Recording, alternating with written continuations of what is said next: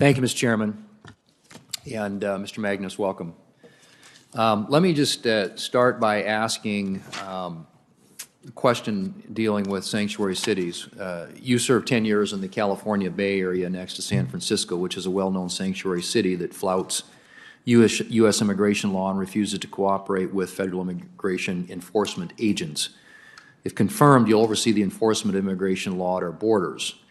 Do you support sanctuary cities, and what message do sanctuary cities send to those seeking to enter the United States illegally? Senator, thank you for the question.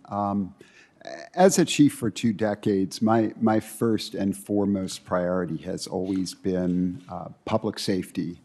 And so I appreciate how decisions around sanctuary cities are ultimately political decisions. But as a police chief, and certainly in this position were it to be confirmed, my first and primary obligation is to follow the law. That's what I've done always in the past, and that's what I would commit to doing going forward.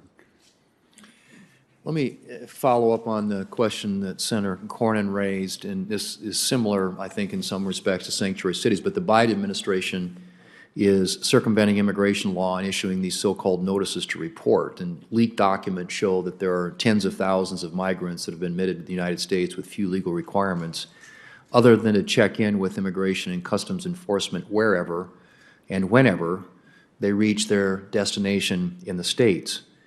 Do you believe that lax enforcement of our immigration laws intensify those pull factors for immigrants, for migrants who are seeking entry into the United States? Senator, thank you for the question.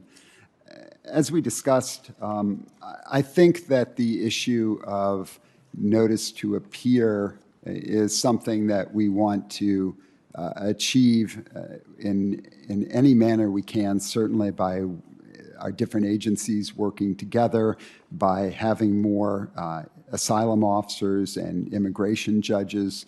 This is not a new challenge in many ways. It has been true in multiple administrations, and it's going to take, for the most part, a congressional fix, because we really do have a broken system. And unfortunately, there continue to be very long waits for court dates in order to get people appropriately processed. So until those things can be resolved, I fear that we're going to continue to be in a very difficult situation.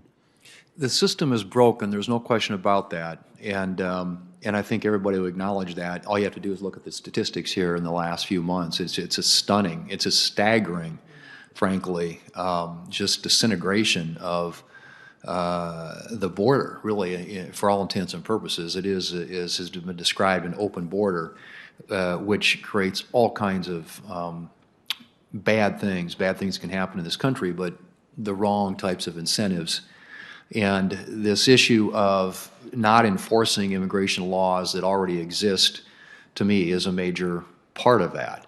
I understand your suggestion that we need to fix a broken immigration system, but we do have laws on the books that aren't being enforced. And what I'm simply trying to ask you is if you think that those not enforcing or lax enforcement of those immigration laws does intensify that pull factor. I mean, people come here, people respond to incentives. It's that simple. And if the incentives suggest that you can come here illegally and there's no consequence to that, then I think more people are going to come here illegally. Would you not agree with that? Senator, I agree that enforcing the law is necessary and appropriate. The numbers are high.